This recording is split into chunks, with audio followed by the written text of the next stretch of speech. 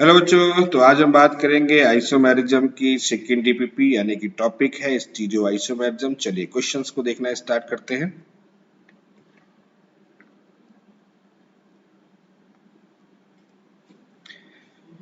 What should be the minimum condition to show geometrical isomerism? क्या minimum condition है geometrical isomerism को represent करने के लिए? देखिए, सबसे इंपॉर्टेंट चीज क्या है उसको समझने की कोशिश करें। ज्योमेट्रिकल आइसोमेरिज्म के लिए सबसे इंपॉर्टेंट चीज है restricted rotation. Restricted rotation clear. Restricted rotation होना चाहिए। अगर रिस्ट्रिक्टेड रोटेशन नहीं है तो उस कंडीशंस में ज्योमेट्रिकल आइसोमेरिज्म पॉसिबल नहीं होगी। अब रिस्ट्रिक्टेड रोटेशंस के लिए देखिएगा सी डबल बॉन्ड सी होना चाहिए, या फिर C double bond N present हो, या फिर एन डबल बॉन्ड एन हो, या फिर कोई साइक्लिक स्ट्रक्चर्स हो। ठीक है, अगर ये प्रेजेंट है तो वहां पर ये कंडीशन होगी। सेकेंड, दूसरी बात यहां पर ये है कि डिस्टेंस, अगर हम जैसे कि मान लेते हैं सपोज दैट कि हमारे पास में इस टाइप से कोई ग्रुप लगे हुए हैं, ठीक है, ये ग्रुप लगे हुए हैं। अब यहां पर देखिएगा दो सेम साइड में जो ग्रुप लगे हुए हैं, इसकी डिस्टेंस मैं मान लेता हूं सपोज दैट d1 है।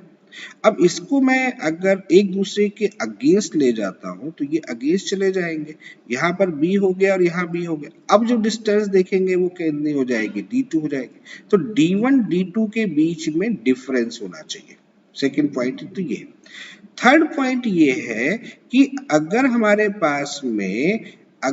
पास में यहाँ पर दो सेम ग्रुप लगे होंगे, अगर दो सेम ग्रुप लगे हैं तो ये भी ज्योमेट्रिकल आइसोमेरिज्म को रिप्रेजेंट नहीं करेंगे। यानी कि इसका मतलब है यहाँ पर जो ग्रुप होने चाहिए वो कौन से ग्रुप होने चाहिए, must be different, must be different. तो ये कुछ बेसिक सी कंडीशन है बेटा ज्योमेट्रिकल आइसोमेरिज्म को फॉलो करने के लिए। अब हम क्वेश्चन की तरफ जाते हैं। Restricted rotations about double bond और रिंग, बिल्कुल सही है, करेक्ट है, होना चाहिए, रिक्वायरमेंट है। Group which are responsible to show geometrical isomer differ in the relative distance, बिल्कुल सही है, ये भी हमारा करेक्ट है। Two different group at both restricted atom, different होना चाहिए, बिल्कुल सही है, ये भी करेक्ट है। तो फाइनली जो हमारा ऑप्शन होगा दैट्स मीन 4 जो होगा वो करेक्ट ऑप्शन है। Which can show the cis-trans isomerism, that is called the geometrical isomerism. Geometrical isomerism में का मतलब क्या हो गया, cis-trans isomerism। ठीक है, ये पॉसिबल होनी चाहिए। अब cis-trans isomerism के लिए सबसे इंपॉर्टेंट कंडीशन क्या है, इंपॉर्टेंट कंडीशन है कि सी डबल बॉन्ड सी हो, इसके बीच में देख लो, या सी डबल बॉन्ड एन हो, या एन डबल बॉन्ड एन हो, या फिर साइक्लिक स्ट्रक्चर हो। पहली चीज ये हमारी कंडीशन है, रिक्वायर्ड कंडीशन है, ठीक है ना, ये रिक्वायर्ड कंडीशन कह सकते हैं। और सेकंड चीज है ग्रुप मस्ट बी डिफरेंट। यहां पर अगर इस टाइप से कंडीशन है तो हम यहां लिख सकते हैं ग्रुप मस्ट बी डिफरेंट। अगर सेम हो गए तो ज्योमेट्रिकल आइसोमेरिज्म नहीं होगी, यानी कि अगर सेम हो गए तो ज्योमेट्रिकल आइसोमेरिज्म नहीं होगी। बस ये कंडीशन चेक करनी है। ओके, तो क्या C double bond C double bond N, N double bond N क्या पहले एग्जांपल में है बेटा? सी डबल बॉन्ड सी नहीं है, तो इसका मतलब ये ऑप्शन नहीं है। यहाँ पर देखिएगा एक कार्बन एटम पर टू सेम ग्रुप प्रेजेंट है कि नहीं है? तो क्या ज्योमेट्रिकल आइसोमेरिज्म या सिस ट्रांस आइसोमेरिज्म को शो करेगा? नहीं करेगा। यहाँ पर भी देखिए टू सेम ग्रुप है, ये भी फॉलो नहीं करेगा। यहाँ देखिए इस जगह पर देखते हैं, यहाँ पर H है, यहाँ Cl है, यहाँ H है, यहाँ Cl है, तो डिफरेंट ग्रुप है कि नहीं है? डिफरेंट ग्रुप है, कार्बन एटम में डिफरेंट ग्रुप है, दैट्स मीन ये ज्योमेट्रिकल आइसोमेरिज्म को शो करेगा। ओके, तो ज्योमेट्रिकल आइसोमेरिज्म कहां पर रिप्रेजेंट हो रही है? फोर्थ ऑप्शन में रिप्रेजेंट हो रही है। Which the following compound will not show geometrical isomer? देखिएगा फॉर ज्योमेट्रिकल आइसोमेरिज्म के लिए कंडीशंस क्या है? ज्योमेट्रिकल कंडीशन सबसे इंपॉर्टेंट कंडीशंस है C double bond C double bond N, N double bond N, ठीक है, ये हमारा प्रेजेंट होना चाहिए। और दूसरी बात है group on a carbon, on a atom, carbon या अदर्स एटम और other must be different, must be different. यहां पर क्या होना चाहिए? डिफरेंट होना चाहिए। ठीक है, तो अब देखते हैं, चलो सॉल्व करते हैं। तो फर्स्ट ऑप्शन देखते हैं, azomethane that's mean NN CH3 clear है। तो यहाँ लोन पेयर होगा इस जगह पर, बाकी रिमेनिंग कंडीशन पे लोन पेयर होगा, that's mean geometrical isomerism possible हो रही है, यहाँ पर बिल्कुल हो जाएगी। सेकेंड अगर हम ले लें, सेकेंड है 1 bromo 2 chloro ethane, sorry 1 bromo 2 chloro ethane, यहाँ पर ब्रोमीन लगा हो गया, 2 क्लोरो यहाँ Cl हो गया, ठीक है, then H, okay, different group है, geometrical isomerism also possible. Third methane ethane propene है 1 फिनाइल, यानी कि यहाँ पर C6H5 है, यहाँ पर डबल बॉन्ड है, यहाँ H है, यहाँ CH3 है, यहाँ H है, दैट्स मीन डिफरेंट है, तो also geometrical isomerism possible. And fourth option is methane ethane propane butane, but 2 ene double bond है, यहाँ पर 2 पर CH3 ग्रुप है, ठीक है, यहाँ CH3 है, यहाँ CH3 है, यहाँ H है, तो 2 same group present on a carbon atom, therefore geometrical isomerism does not possible। Okay, तो इसका मतलब फोर्थ ऑप्शन ऐसा होगा जहां ज्योमेट्रिकल आइसोमरिज्म पॉसिबल नहीं होगी। Which of the following will not show geometrical isomerism? Not show वाली कंडीशंस क्या है, देखिएगा, for geometrical isomerism basically condition क्या है, ज्योमेट्रिकल आइसोमरिज्म के लिए दो कंडीशन है, रिस्ट्रिक्टेड रोटेशन होना चाहिए, C डबल बॉन्ड C या C डबल बॉन्ड N या N double bond N etcetera, ये प्रेजेंट होना चाहिए, और ग्रुप जो होने चाहिए मस्ट बी डिफरेंट, ठीक है, ऑन एन एटम, ठीक है, ये कंडीशन होनी चाहिए। ओके, चेक करते हैं, तो C double bond N double bond N है बेटा यहाँ पर, तो यहाँ पर हमारे पास CH3 लगा है, यहाँ पर ये डिफरेंट ग्रुप है, तो यहाँ पर लोन पेयर होगा, यहाँ लोन पेयर होगा, इसका मतलब यहाँ पर ज्योमेट्रिकल आइसोमरिज्म है। ओके, नेक्स्ट यहाँ देखिएगा, यहाँ पर देखिएगा ये डबल बॉन्ड है, यहाँ पर 2 हाइड्रोजन प्रेजेंट है, सेम है, तो यहाँ पर ज्योमेट्रिकल आइसोमरिज्म नहीं है इस डबल बॉन्ड के थ्रू, सेम कंडीशन है, इस डबल बॉन्ड के थ्रू यहाँ पर भी ज्योमेट्रिकल आइसोमरिज्म पॉसिबल नहीं है, बट यहाँ पर देखिए ये H है, ये H है, तो ये कार्बन एटम और ये कार्बन एटम जो यहाँ प्रेजेंट है, इनमें ज्योमेट्रिकल आइसोमरिज्म प्रेजेंट है, यानी कि ये ज्योमेट्रिकल आइसोमरिज्म शो करेगा।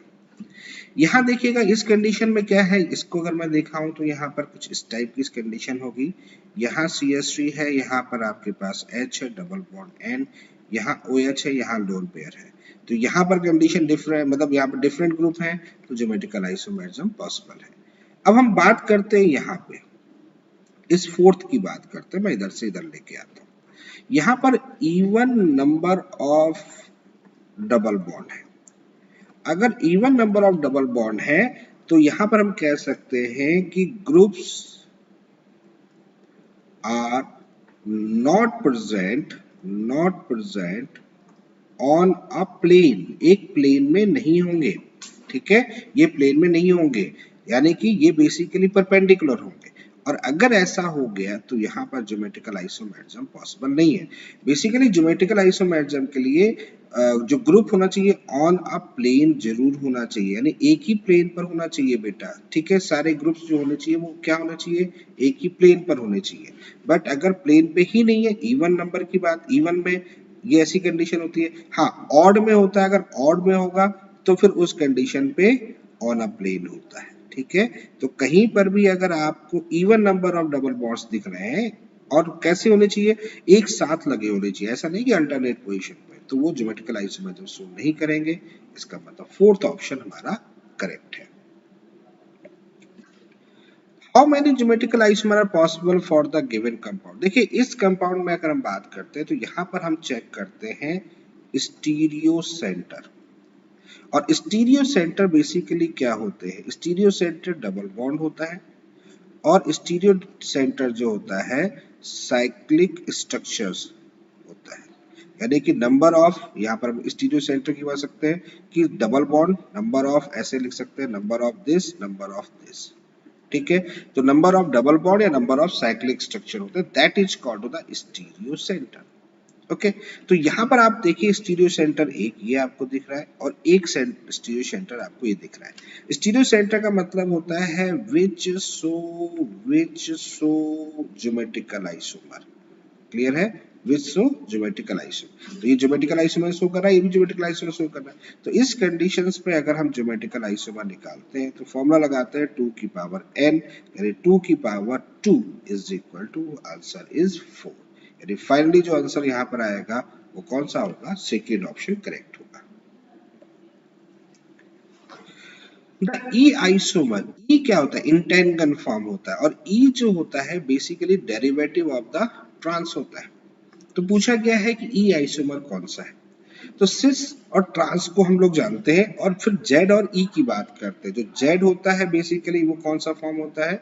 सिस फॉर्म होता है। ओके तो पीरियोडिक ऑर्डर से डिसाइड करते हैं, यानी कि डिसाइडेड बाई पीरियोडिटी ऑर्डर।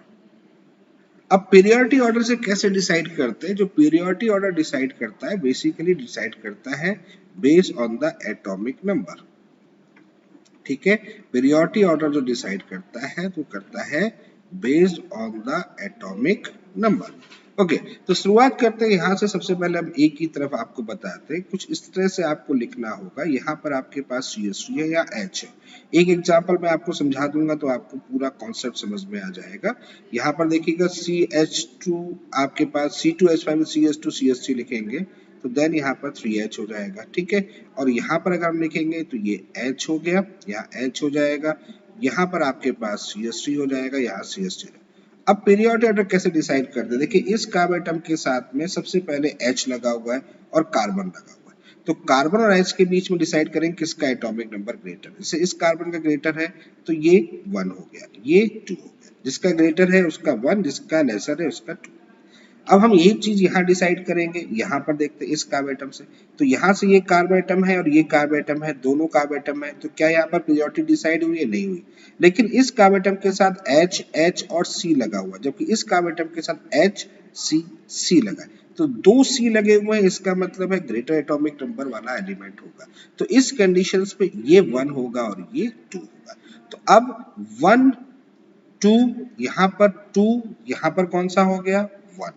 क्लियर है? ये कंडीशन है। तो अगर ये अपोजिट है 1 2, देखो यहाँ 1 है, यहाँ 2 है, यहाँ 2 है, यहाँ 1 है, इसका मतलब कौन सा फॉर्म होगा? ई फॉर्म होगा। अगर सेम होगा तो जेड फॉर्म होगा। तो फर्स्ट ऑप्शन हमारा यहाँ पर करेक्ट है। यानी फर्स्ट ऑप्शन का मतलब यहाँ पर ये हमारे पास में पॉसिबल है। ओके नेक्स्ट, अब आप समझ गए होंगे। अब मैं डायरेक्ट सॉल्व कर दे रहा हूँ। क्लियर है? तो एटॉमिक नंबर दोनों के बीच में बात करते हैं। अच्छा एटॉमिक नंबर अगर सेम होगा तो फिर किधर डिस्कस करते हैं? एटॉमिक नंबर, फिर डिस्कस करते हैं मास नंबर। ओके तो एटॉमिक नंबर के बाद मास नंबर में डिस्कस करते हैं। मास नंबर जिसका जाता है, जैसे डी का जाता है तो ये 1 हो गया, ये 2 हो गया। यहाँ डिस्कस करते हैं CHO, यहाँ पर ऑक्सीजन ज्यादा है तो ये हो गया हमारा 1, ये हो गया हमारा 2। तो यहाँ पर देखिए 1 2 2 1 कौन सा फॉर्म है? ये भी ई फॉर्म है। चलिए यहाँ चेक कर लेते हैं। Cl और F में चेक करते हैं। Cl की एटॉमिक नंबर ज्यादा होता है F से, तो ये 1 हो गया, ये 2 हो गया।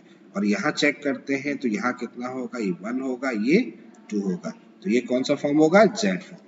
इन दोनों में चेक करते हैं तो ये कौन सा फॉर्म होगा? 2, ये हो जाएगा 1, यहाँ हो जाएगा 2, यहाँ हो जाएगा 1, इसका मतलब ये भी Z form.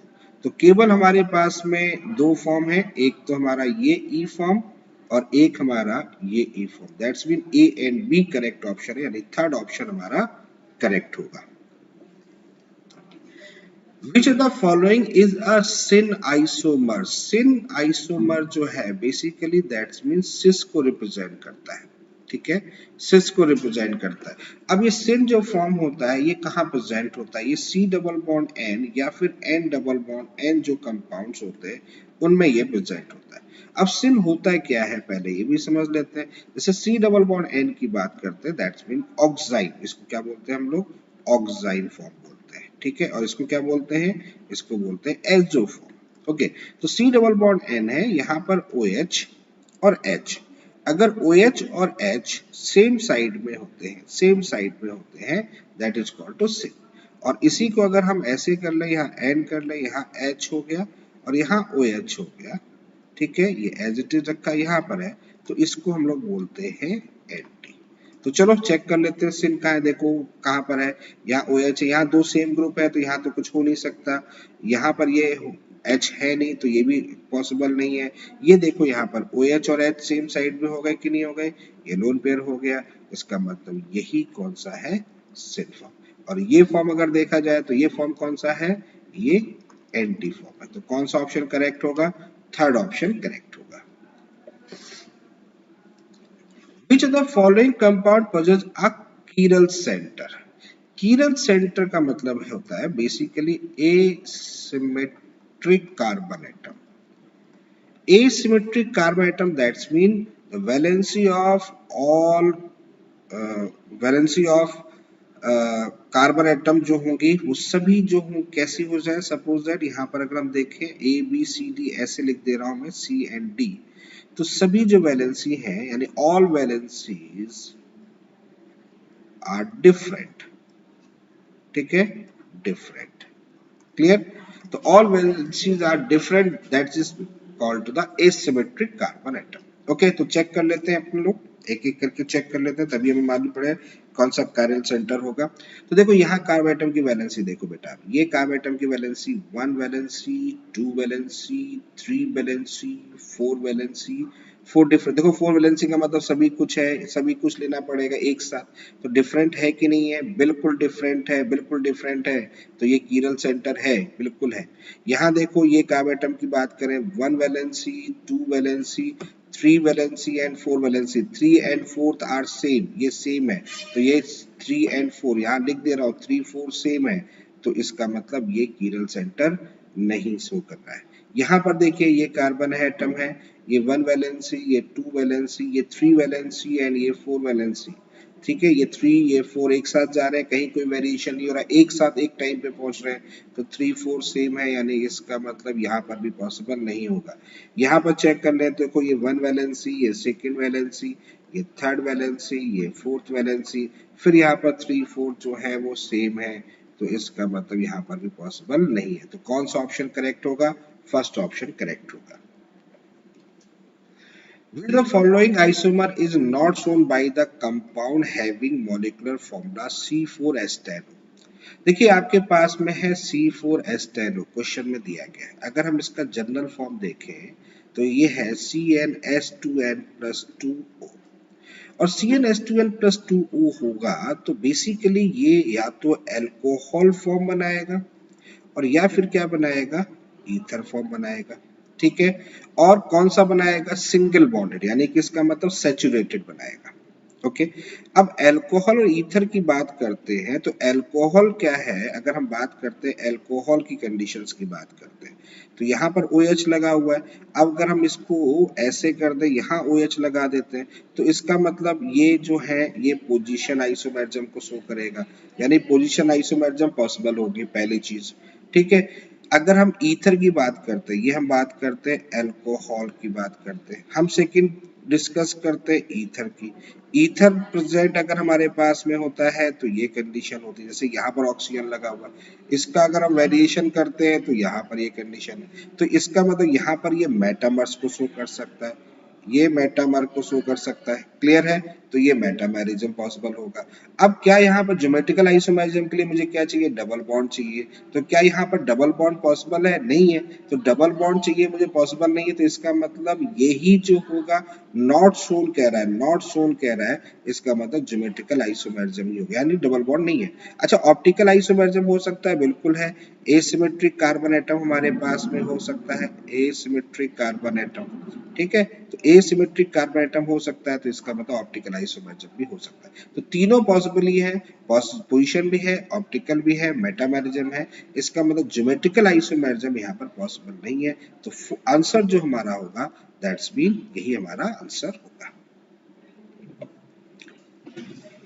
Which of the following compound exhibits stereoisomerism? Stereoisomerism that's mean geometrical isomerism और optical isomerism, यानी कि अगर किसी कंपाउंड के अंदर ये प्रेजेंट है ज्योमेट्रिक, क्योंकि टाइप ऑफ स्टीरियो आइसोमर्स कितने होते हैं, ज्योमेट्रिकल एंड ऑप्टिकल, तो ज्योमेट्रिकल एंड ऑप्टिकल आइसोमरिज्म अगर प्रेजेंट है that is called the stereo isomers होगा। तो चलिए चेक करना स्टार्ट करते हैं। फर्स्ट ऑप्शन है 2 methyl butene methane ethane propane butane, तो ये 1 हो जाएगा। ब्यूटीन 1 लिखा हुआ है, 2 मिथाइल लिखा हुआ है, यानी कि यहाँ CH3 है। ओके, तो यहाँ पर एक कार्ब एटम पर 2H लगे हुए। एक बात मुझे बताइए, एक कार्ब एटम पर अगर 2H पॉसिबल है तो क्या वहां पर आपके पास में आइसोमेरिज्म पॉसिबल होगी? सोच के देखिए, क्या वहां पर आइसोमेरिज्म पॉसिबल होगी? जवाब है यहाँ पर आइसोमेरिज्म पॉसिबल नहीं होगी। ठीक है, तो यानी कि ज्योमेट्रिकल आइसोमेरिज्म चेक कर लेते हैं, पहले ज्योमेट्रिकल कर लेते हैं, फिर ऑप्टिकल चेक कर लेंगे, तो पॉसिबल नहीं है। सेकेंड डिस्कस करते हैं मैथेन एथेन प्रोपेन ब्यूटान, तो यहाँ ब्यूटान हो गया 1 पोजीशन पर है, 3 1 2 3 है, यहाँ पर CH3 है। अब देखो यहाँ पर क्या कंडीशन है, इस जगह को अगर हम देखें तो यहाँ पर H है, यहाँ डबल ट्रिपल बॉन्ड H है, तो ये तो कोई भी आइसोमेरिज्म शो नहीं करेगा, तो यानी यहाँ ज्योमेट्रिकल आइसोमेरिज्म पॉसिबल नहीं हो सकती है।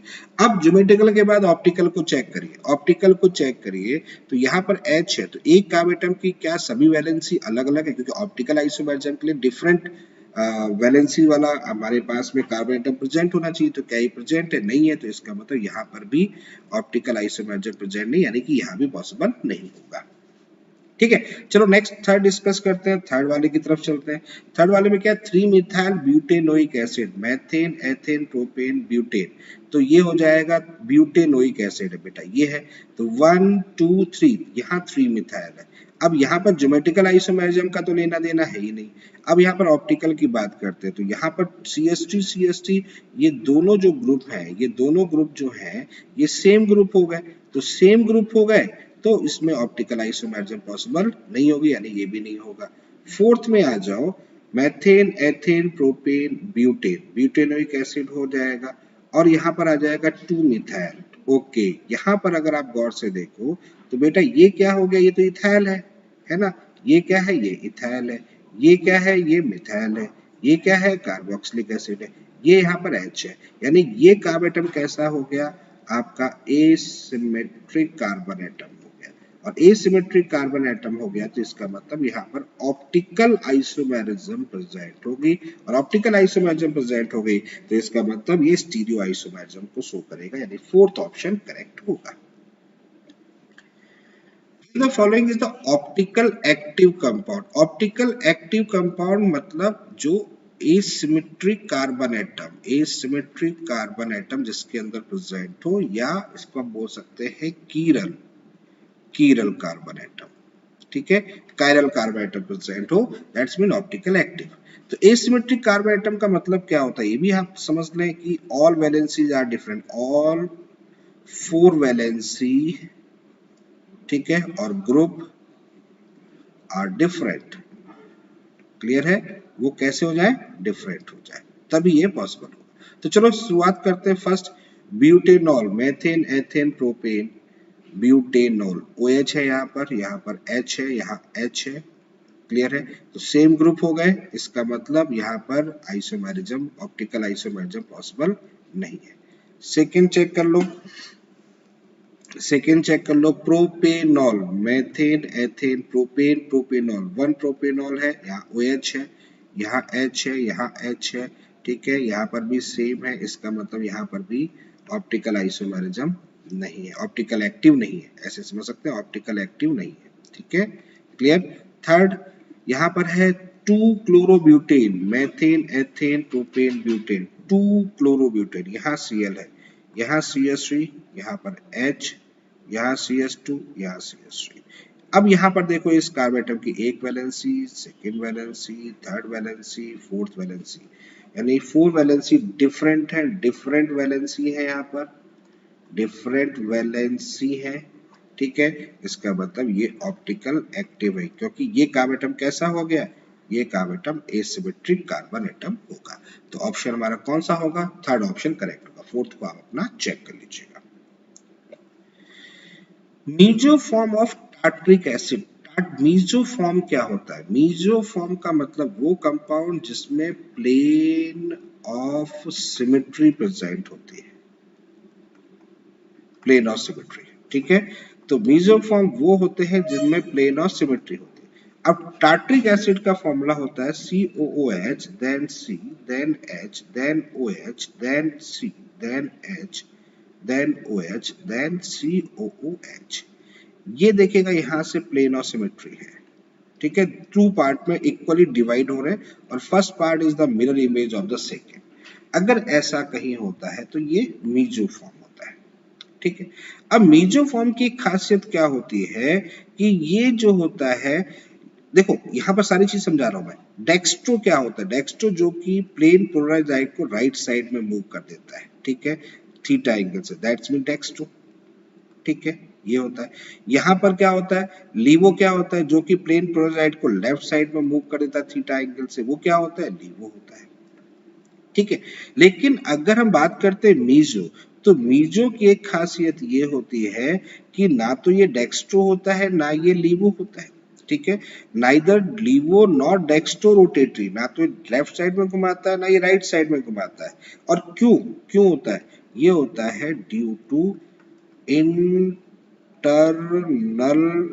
कंपनसेशन, ठीक है, इंटरनल कंपनसेशन। इंटरनल कंपनसेशन का मतलब क्या हो गया कि रोटेशन जो होगा, जितना ये रोटेट कर रहा है इंटरनली, जितना ये रोटेट इंटरनली करेगा, जैसे ये रोटेट ऐसे करेगा तो फिर ये रोटेट ऐसे कर जाएगा, क्लियर है। तो ये दोनों इक्वली रोटेशन करते हैं, तो लास्ट में जो मोमेंट आता है वो हमारा कैसा आ जाता है? जीरो आता है। ये कंडीशन किसकी होती है? मीजो की होती है। तो meso form of tartaric acid ये एक्सप्लेन कर रहा है, क्लियर है। अच्छा, इसमें एक पॉइंट और लिखा है, a mixture of equal quantity of dextro and laevo form. Equal quantity dextro laevo form अगर ऐसा है तो इसको हम लोग बोलते हैं रेसिमिक मिक्सचर। ये भी ध्यान रखिएगा, क्या बोलते हैं इसको? Racemic mixture. ये चीज ध्यान रखिएगा, ये जो लास्ट पॉइंट है रेसिमिक मिक्सचर को दिखा रहा है। और एक और चीज चलो मैं बता ही देता हूँ, मीजो जो होता है वो ऑप्टिकल इनएक्टिव होता है, ऑप्टिकल इनएक्टिव होता है, ठीक है। और रेसिमिक मिक्सचर भी जो होता है, रेसिमिक मिक्सचर जो होता है वो भी आपका ऑप्टिकल इनएक्टिव होता है। दोनों ही ऑप्टिकल इनएक्टिव होते हैं। अच्छा, ऑप्टिकल इनएक्टिव होता है ये होता है इंटरनल कंपनसेशन। थोड़ा सा स्पेस कम है, थोड़ा समझ जाएंगे आप। इंटरनल कंपनसेशन, और ये होता है एक्सटर्नल कंपनसेशन। एक्सटर्नल कंपनसेशन, तो हिंट समझ में आ गया होगा आपको। तो थोड़ा सा ये चीज ध्यान रखिएगा, फर्दर किसी और क्वेश्चंस के लिए भी अगर हम बात करें तो ये पॉइंट मैंने आपको डिफाइन कर दिया। The following two compounds are, देखिए टू कंपाउंड्स हमारे पास में है। अब टू कंपाउंड्स में क्या यहाँ पर प्लेन और सिमेट्री पॉसिबल है? तो आप देखिए नहीं है। क्या हम इसको टू पार्ट में इक्वली डिवाइड कर सकते हैं? तो यहाँ पर हम बोल सकते हैं can not divided into equal part. तो दो पार्ट में अपन डिवाइड नहीं कर सकते, इसलिए ये प्लेन ऑफ सिमेट्री नहीं है। अब यहाँ पर देखिए क्या है, ये जो कंडीशंस है वो कंडीशन क्या है? बेसिकली अगर मैं इसके बीच में मिरर रखूं तो ये इसकी एक मिरर इमेज दिख रही है, ओके। तो जब भी ये मिरर इमेज दिखेगी, और सबसे बड़ी बात है, अगर प्लेन ऑफ सिमेट्री पॉसिबल नहीं है, प्लेन ऑफ सिमेट्री पॉसिबल नहीं है, तो ये ऑप्टिकल एक्टिव है, ये भी ऑप्टिकल एक्टिव है। इसमें भी प्लेन ऑफ सिमेट्री पॉसिबल नहीं है, तो ये भी कैसा होगा? पॉसिबल नहीं है, तो ये भी कैसा होगा? ऑप्टिकल एक्टिव होगा। और ये कंडीशन अगर है तो दो ऑप्टिकल एक्टिव है और जिनकी एक दूसरे की मिरर इमेज है, ये बेसिकली क्या है? एक दूसरे के ये मिरर इमेज को शो कर रहे हैं। तो अगर ऐसा कहीं कंडीशंस होगी तो वो एनेंशियोमर कहलाते हैं। क्या कहलाते हैं? एनेंशियोमर। तो finally two compounds are enantiomer to each other. Which of the compound has S configuration? देखिए कॉन्फ़िगरेशंस की बात करते हैं, R कॉन्फ़िगरेशन और S कॉन्फ़िगरेशन होता है। R कॉन्फ़िगरेशंस होता है क्लॉकवाइज रोटेशन। अगर हम क्लॉकवाइज रोटेशन करते हैं तो R कॉन्फ़िगरेशन होता है, और अगर हम एंटी क्लॉकवाइज रोटेशन करते हैं तो S होता है। अब ये रोटेशन जो होता है, जो रोटेशंस करते हैं बेस्ड ऑन द पीरियोडिटी, ठीक है, बेस्ड ऑन पीरियोडिटी होती है। जैसे यहाँ पर मैं बात करता हूँ, कॉन्सेप्ट को समझने की कोशिश करें। इसमें एटॉमिक नंबर के बेस पर पीरियोडिटी करिए, जिसका हायर एटॉमिक नंबर है उसको 1 करिएगा और जिसका लेसर है उसको लेसर करिएगा। जैसे Br है 1, उसके बाद O सेकेंड, कार्बन थर्ड, ये फोर्थ, ठीक है। तो रोटेशन कैसे करते हैं देखिएगा, रोटेशन करते हैं जैसे कि यहाँ पर अगर बात करते हैं, आपके पास में जैसे फोर्थ यहाँ पर है, फोर्थ यहाँ है, 1 यहाँ है, 3 यहाँ है, 2 यहाँ है। लेट्स सपोज, लेट्स एग्जांपल, ठीक है। तो 1 2 3 1 2 3 ऐसे चल रहा है, इसका मतलब ये एस फॉर्म है। ठीक है, क्लियर है। 1 2 3 ये एस फॉर्म है एंड अपोजिट फॉर्म में चल रहा है, क्लियर है। अगर हम यहाँ पर कंडीशन होती है, जैसे मान लेते हैं सपोज दैट यहाँ 1 होता, यहाँ 2 होता, यहाँ 3 होता, यहाँ 4 होता, ऐसे चल रहे होते, तो ये कौन सा फॉर्म है, आर फॉर्म है। अब यहाँ पर एक चीज समझिएगा, अगर मान लेते हैं सपोज सिचुएशन ये हो गई कि 4 यहाँ पर है, 4 कहाँ है, यहाँ पर, इस बात को ध्यान रखिएगा, 4 यहाँ पर, यहाँ पर 4 हमने यहाँ रखा था, ठीक है ना, बॉटम पोजीशन पे। यहाँ 1 हो गया, मान लेते हैं यहाँ 2 हो गया, यहाँ 3 हो गया, ऐसी कंडीशन। तो 1 2 3 ही चलेंगे, 1 2 3 ही चलेंगे, आर फॉर्म चलेंगे, बट आर नहीं बोल के इसको क्या बोलेंगे, एस बोलेंगे। ठीक है। अगर 4 जो हो वो लेफ्ट में हो, कहाँ हो, लेफ्ट साइड या फिर राइट साइड। ठीक है, अगर लेफ्ट या फिर राइट साइड हो तो फिर ऐसे, और यहां पर क्या है, बॉटम में हो तो फिर ऐसे। क्लियर हो गया।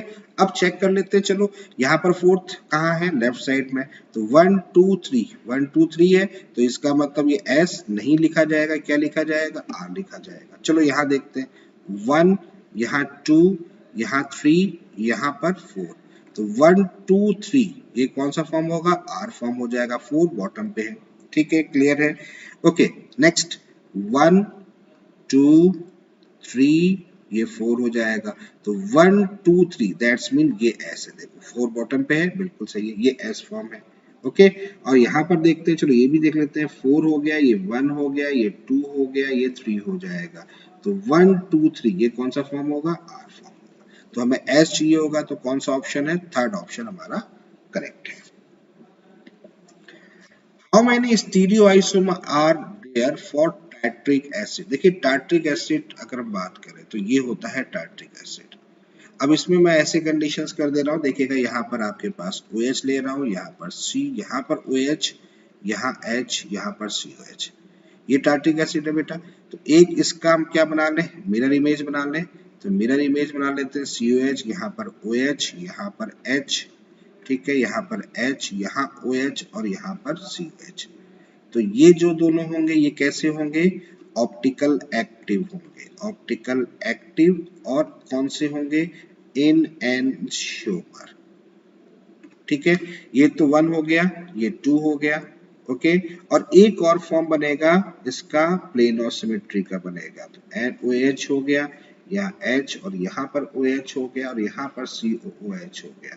यहाँ देखिएगा प्लेन ऑफ सिमेट्री होगी, होगी कि नहीं होगी, तो ये जो फॉर्म बनेगा ये मेजर बनेगा, दैट्स मीन 3। तो टोटल होंगे हमारे पास में 3, यानी कि सेकंड ऑप्शन हमारा करेक्ट है। तो बच्चों ये रही आज की DPP, चलिए फिर मुलाकात होगी नेक्स्ट DPP के साथ।